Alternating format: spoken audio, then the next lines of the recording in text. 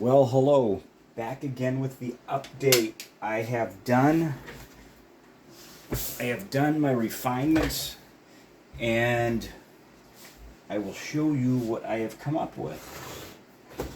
I have my two Meliks over here, and as I said before in my first video about this subject, I had the stock trigger bar, and what I had done is I had just basically refined the trigger bar by building up the over travel over, where is mine? I will use, what can I use? Do I have something I can point with over here? For lack of a better thing, I use this. There's an over travel area right in here, right in this area, and built this up, filled this, bridge this gap in between here so you get a smooth transition when the reset, instead of falling down into this crevice over here or this recess, it skips that step, basically causing that extra play on the single action reset, and it holds and jumps right down to the base of the trigger bar, and that causes the trigger to instantly reset.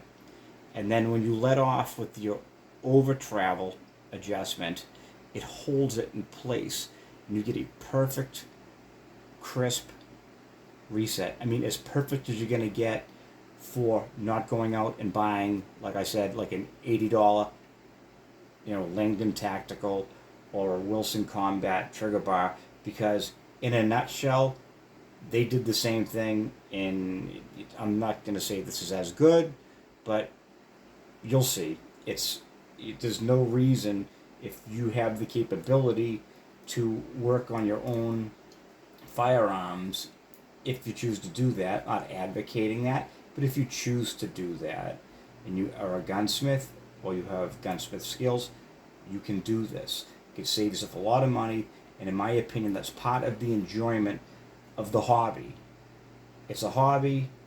It's people hunt, they practice shoot, they do self-defense, they do whatever, they train, but part of the enjoyment, and the greatest part of the enjoyment, is taking something that's a good base, and with your own two hands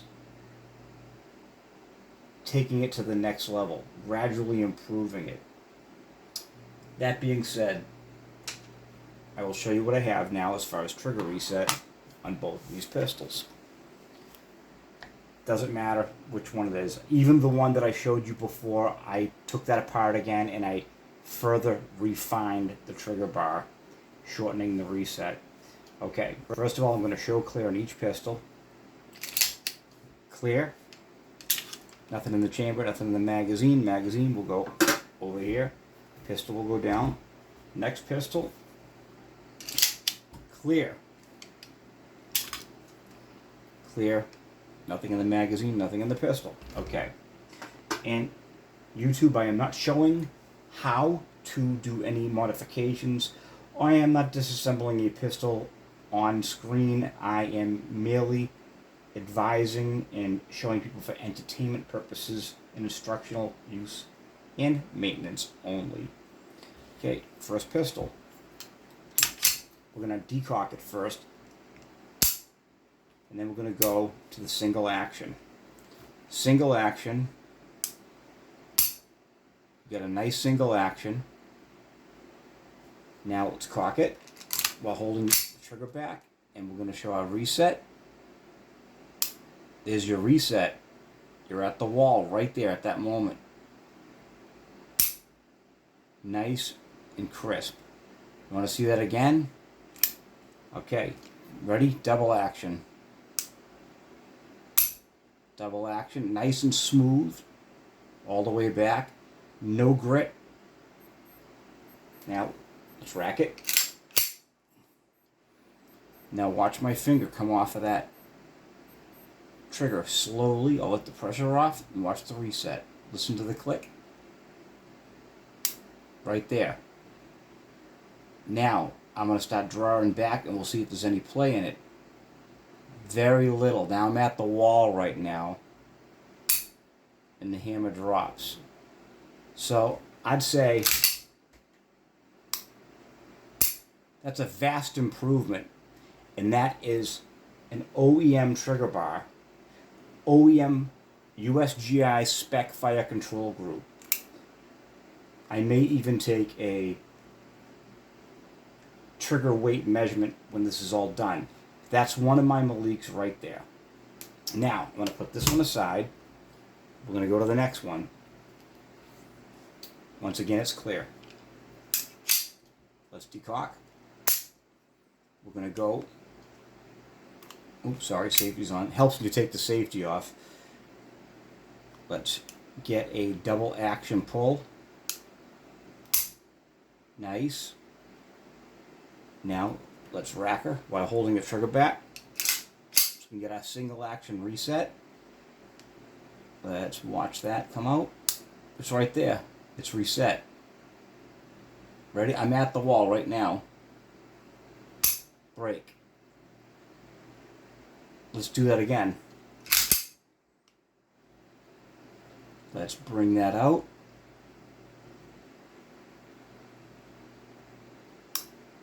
That's it. I'm at the wall basically right there. See that time? Sometimes the trigger bar where it resets, it's going to be a little inconsistent, but it's probably a break-in thing too. It'll all settle in. This is the one I just finished. Double action. Now let's go for the reset again. All right, reset. And that's it. There's a minuscule amount of take up, but you're basically right at the wall. There you go. Do it again.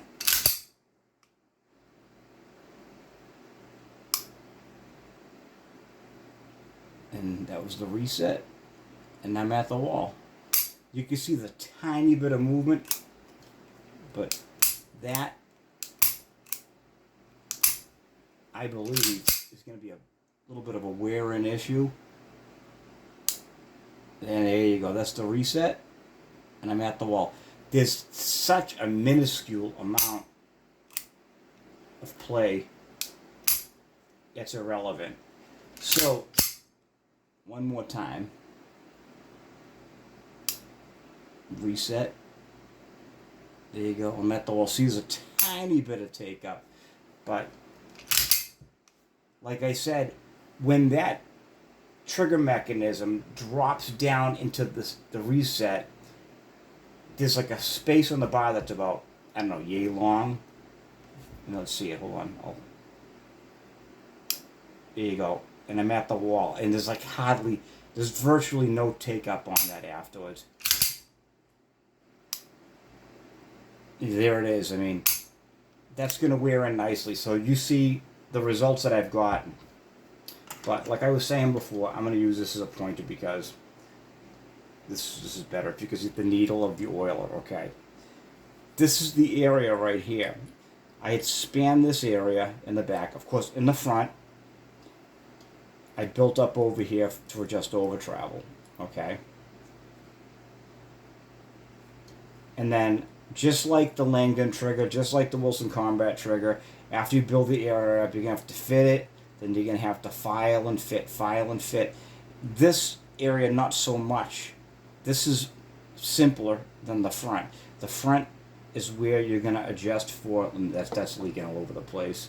The front is where you're going to adjust for your over travel. So this is where your critical adjustment's going to be right over here. So you got to kind of bring that back until you get that sweet spot and you get consistent double and single action function of the trigger. And you don't want to take off too much. If you take off too much, then you're going to increase your over travel and your trigger's going to ride out a little more before it comes back and breaks on the single action brake. So you don't want to do that. You just want to take a little, fit. Take a little, fit, test. Take a little off, fit, test. Keep doing that. As aggravating as it might be, it's well worth the end result. Back over here, back to the rear of the trigger bar. This void has to be filled in. When the single action reset. For the life of me, can't think of what is it. What's it called? I've got a parts legend over here. It is part 64. It helps to have that. It is a firing pin catch lever. No, that's not it. That's not the one. Is this the one? 31? Is it 31? Let me see. 31. It says spacer. I don't know. 31, 60. Looks like it's, I don't know which one, I don't know what the name of it is. It's the nub that rides in, and I'm looking at the breakdown, and for life of me, I cannot see the part that drops into this hook. But it's the little piece. Let me take it apart real quick. This is just for, once again, educational purposes. You can't see until I take the grip off. Guess what? I'm not taking the grip off right now. So let me put this right back again quickly. Okay. Okay. Anyway, sorry about that. It's the little piece that drops down into here for the single action reset. But instead of it dropping here and then you manipulating the trigger, then it dropping down here for its final reset. Because what happened is when you bring your finger out, it would release this a little bit, and then it would slide here and then drop into that recess like that, like so.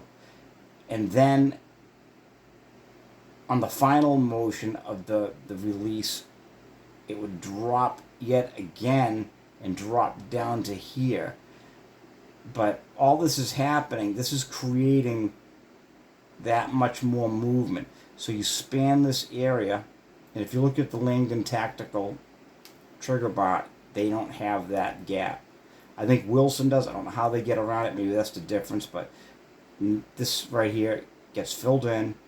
Make this nice and smooth so you don't get any hang up when that little, whatever the hell it's called, reset piece for the single action is riding over from here to here. It's got to be smooth, so it just drops down in one fluid motion and then click.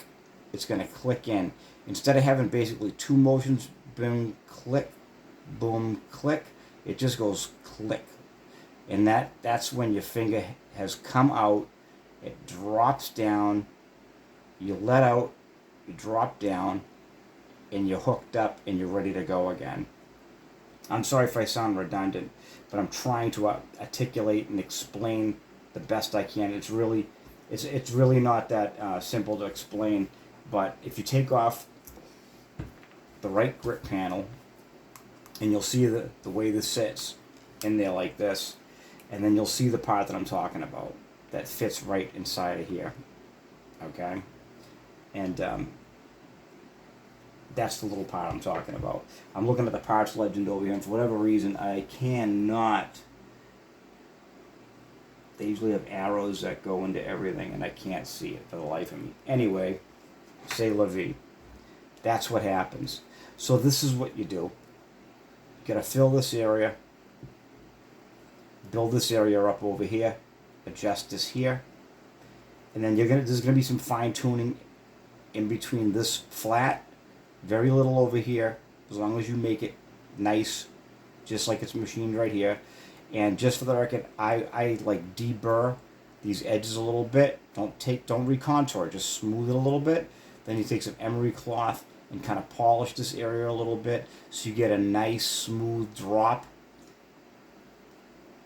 when that lever comes down, and it helps the nice smooth movement. Because as well made as these stock trigger bars, they're still a little rough.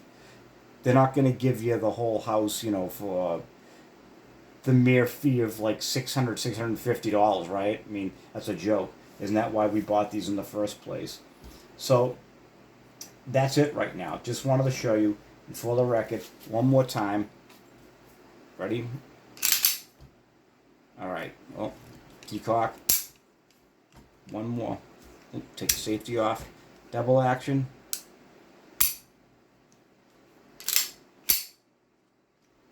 Now we're in single action mode. We're going to let off of the reset.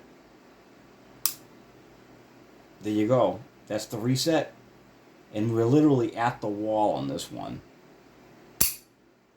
And that's it. And that's incredible. There's no slack in this one at all. This one, on the other hand, has a little. I think that's going to smooth out. Here we go. Double action. And there you go. See, right now I'm at the wall. It's smoothing out. Boom. Let's try that again. Yeah. There you go. It's smoothing out. It's breaking in now. But that's a real nice improvement. It's funny, this journey with these Derya Meliks, it's taken a little bit, but it's well worth it. It's a labor of love. You see, sometimes you get that little, it depends, it gets hung up on that little trigger bar, but that's piccione crap. That's really nothing. See, it's right there. There's nothing there. That's nothing to write home about, honestly. That little bit of crap. That's just going to work itself out. There you go. I mean, this one right here, you got, like, sometimes you get a little movement, but it's, like I said, it's a break-in thing. That's it. It's unbelievable. I mean, I'm sitting there like, let me break a firing pin. Now, thank God I've got extra firing pins, too. There's no shortage of extra parts once you get into this stuff, people. There you go. Once again, all stock USGI parts. Okay? No need to go and spend the extra money. Take the time. Learn the pistol. Get stuff like this. Exploded diagrams. Got all the parts listed. It's got everything. You don't need to go out and spend a ton of money. As you can see, these pistols, they're Beretta lookalikes, literally, in every way, shape, and form. They're so close. Now, I will admit, around the edges, things like that, these edges are, I'm not going to say they're sharp, but compared to a Beretta, an actual Beretta, they're not quite as refined. It's like 90% of the way there. And the other thing, one other thing I don't like about these is the grip screws where your grip screw bushings would be. These are basically forged directly into the frame. They say they're forged frames. You could look at that, and that would make me think maybe it's cast, but I was told they were forged from one block of aircraft grade aluminum. That's what I was told, so that's what I'm going by. But anyway, the grip bushings are literally part of the forging, which I don't like, because if you bugger one, or one gets buggered, I have one of these that, I think it might be the top on this side, from the factory, it was on the edge of being like slightly buggered. And then for me, from doing so much work, taking the grips on, taking the grips off, and I'm very careful about not cross-threading. I didn't cross-thread. One of them started like, because I have washers underneath, it wouldn't lock down. So I actually had to take a little bit of JB Weld and then chase the threads to bring the threads back. And then I put a little Loctite blue in there. It's fine. But it's just one of those things that down the road, I might have to, get a helicoil, or I might have to do some kind of a fix for it. But that's minor stuff. That's real minor stuff. The big things are basically all done on this right here. All right, I'm going to pause you for 1 second. Sorry this is dragging on, but I am going to get the trigger pull gauge.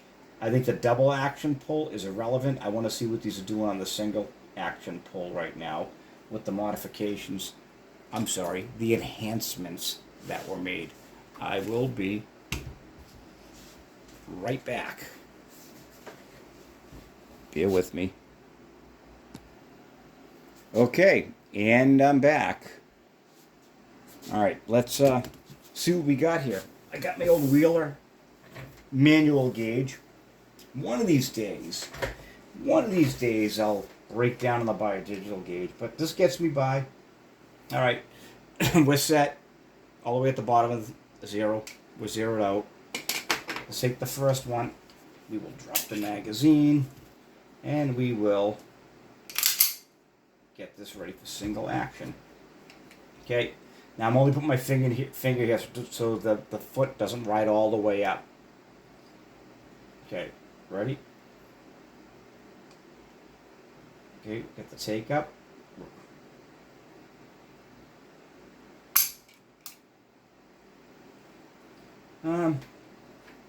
Just over 4.5 pounds. Try that again.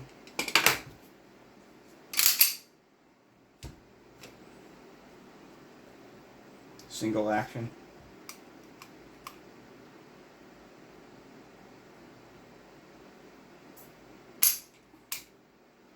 Okay, I got a better hold of it. That time we are at 3 3/4 pounds. Let's try it again.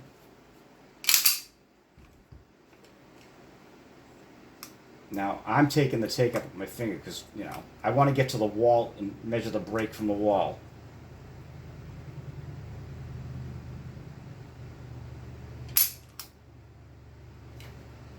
£4. There you go. 4 pounds. One more time.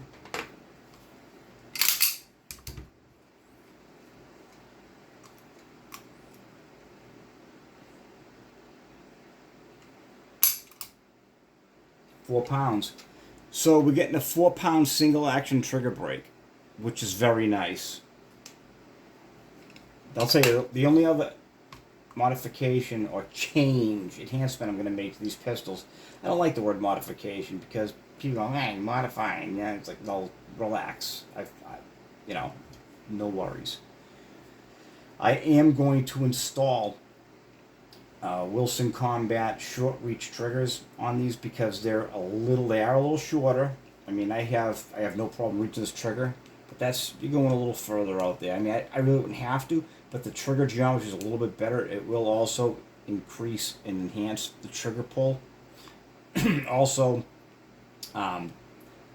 they're just a little bit rounder. They're a little softer on the edges. They're a little more refined. I have one in my first generation Taurus PT 92. It's an AFD, the very early model, like late 1980s.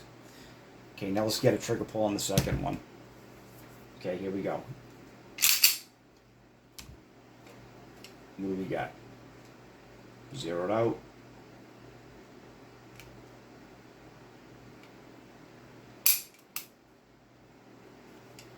I got 4.5 on that one on the first pull. Zero it out.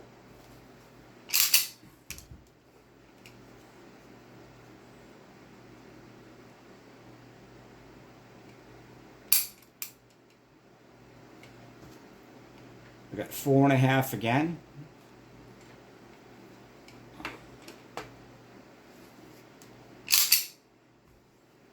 Try it like this. I'll do it. I'm not going to break the method.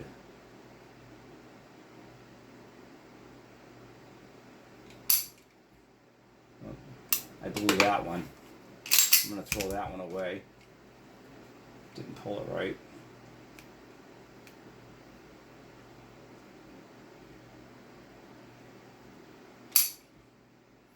So this one I'm getting 4.5 pounds. That's negligible, really, half a pound.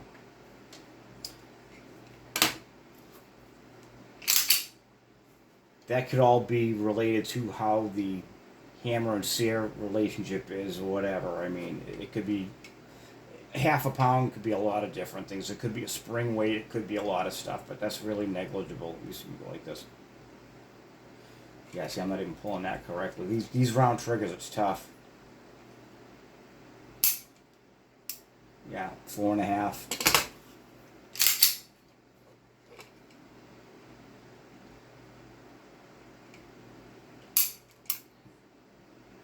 Yeah, that one I pulled over 5.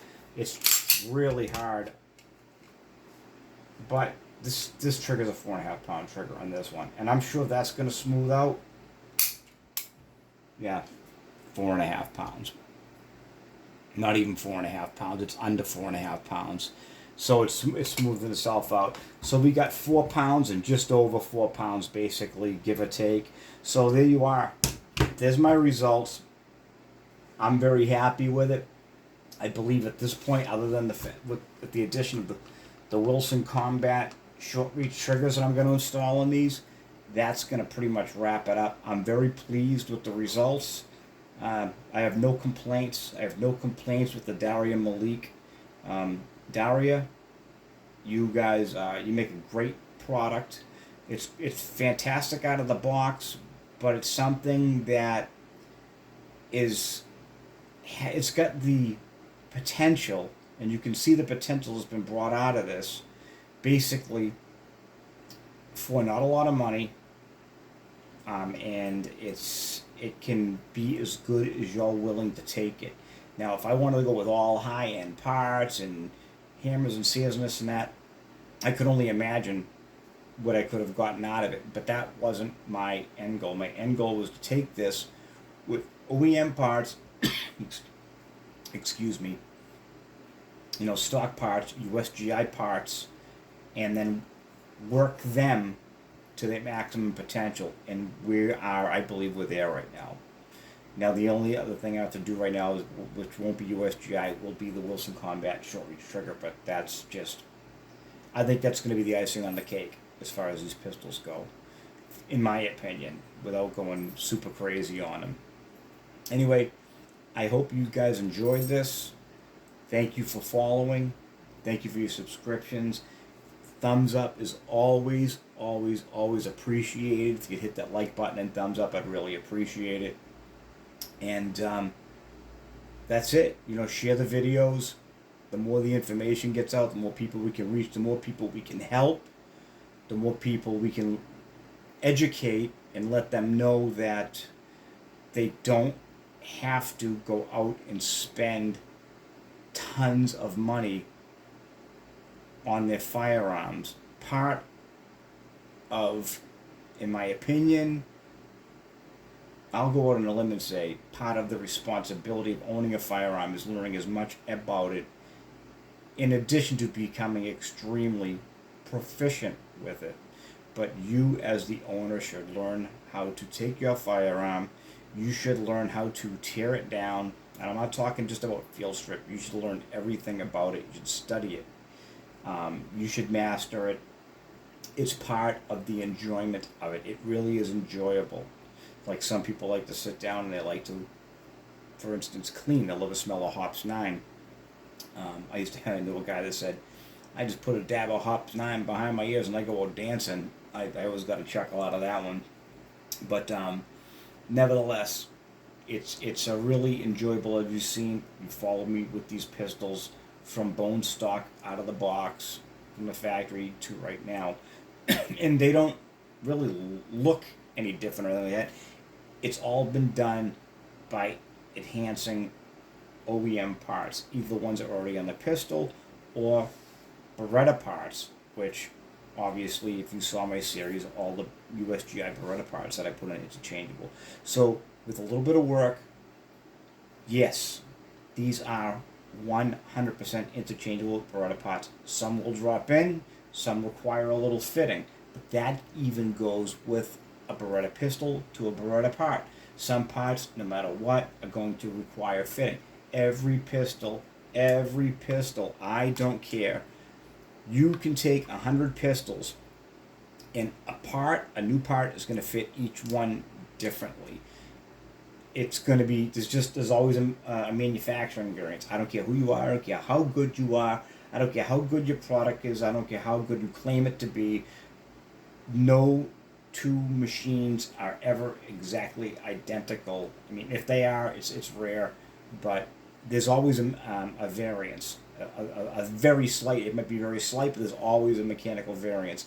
I have taken identical pistols and the part will function. You could take it out of one and put it in the other one, and then it works really crisp in one pistol, but in the other one, it's like it works, but it's like yeah, it's okay, but it's not that great. But in the other one, it'll work perfect. So you're like, okay, that one belongs in there. So sometimes if you could take the same platform and you can, you know, take a part that necessarily wouldn't work good in one, you could put it in the other one, you're going to get better results. It's just because of the manufacturing variances. Anyway, now that you're bored listening to me drone on about tolerances and all that good stuff, I just want to thank everybody for tuning in. And like I said, please get the word out, share this, like, subscribe, and if you have any questions, please put it down in the comments. I will absolutely get back to you as soon as I see the notification. Thanks again, and everyone have a great rest of your night. Bye-bye for now.